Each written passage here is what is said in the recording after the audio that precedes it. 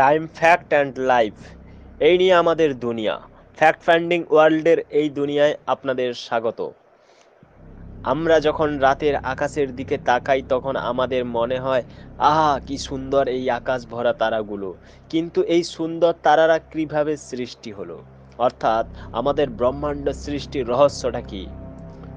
আজ fact finding ওয়ার্ল্ডে আপনাদের বলবো সেই বিশ্ব সৃষ্টির সেই আদি সূত্র, বিগ ব্যাং থিওরি সম্পর্কে। আজ থেকে প্রায় 13.7 বিলিয়ন বছর আগে এই মহাবিশ্ব একটি অতি ঘন উত্তপ্ত অবস্থা থেকে সৃষ্টি হয়েছিল। এই ধারণাকেই ভৌত বিশ্ব তত্ত্বে মহাবিস্ফোরণ বা বৃহৎ বিস্ফোরণ বলে বোঝানো হয়। বিজ্ঞানী এডউইন হাবল প্রথম বলেন, দূরবর্তী ছায়াপথসমূহের বেগ একসাথে করে পর্যালোচনা করলে দেখা যায় এরা পরস্পর দূরে সরে যাচ্ছে, অর্থাৎ মহাবিশ্ব ক্রমশ সম্প্রসারিত হচ্ছে। সাধারণ আপেক্ষিকতা তত্ত্বের ফ্রিডম্যান লেমাইট নকশা অনুসারে এটি ব্যাখ্যা করা হয়েছে। এই তত্ত্ব অনুসারে অতীত বিশ্লেষণ করে জানা যায় সমগ্র মহাবিশ্ব একটি সুপ্রাচীন বিন্দু অবস্থা থেকে উৎপত্তি লাভ করেছে।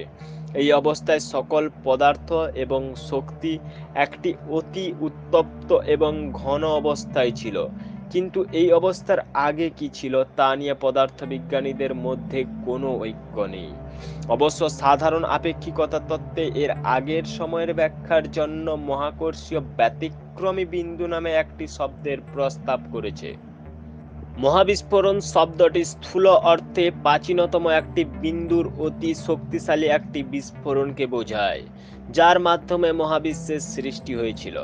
আবার অন্যদিকে এই বিস্ফোরণকে কেন্দ্র করে মহাবিশ্বের উৎপত্তি ও গঠন নিয়ে বিশ্বতত্ত্বে যে মতবাদ সৃষ্টি হয়েছে তাকেও বোঝায়।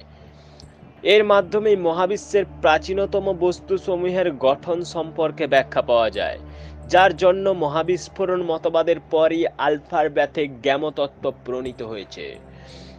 মহাবিস্ফোরণের একটি উল্লেখযোগ্য ফলাফল হল বর্তমানের মহাবিশ্বের অবস্থা অতীত এবং ভবিষ্যতের অবস্থা থেকে সম্পূর্ণরূপে পৃথক।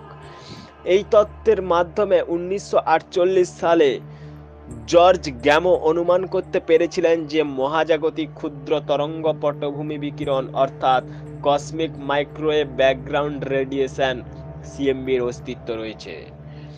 1960 এর দশকে এটি আবিষ্কৃত হয় এবং স্থির অবস্থা তত্ত্বকে অনেকটাই বাতিল করে মহাবিস্ফোরণ তত্ত্বকে প্রমাণ করতে সমর্থ হয়। মহাবিশ্বের উৎপত্তি ও প্রসারণ সম্পর্কিত বিগ ব্যাং থিওরি বিজ্ঞানী সমাজের বৃহৎ অংশই মেনে নিয়েছে, কিন্তু আপনার কি মতামত? প্লিজ কমেন্ট বক্সে শেয়ার করুন। যদি আপনার আজকের এই ভিডিও ভালো লেগে থাকে লাইক এবং শেয়ার অবশ্যই করবেন, যাতে এই জ্ঞান শুধু আপনার কাছে না অন্যের কাছেও ছড়িয়ে যেতে পারে।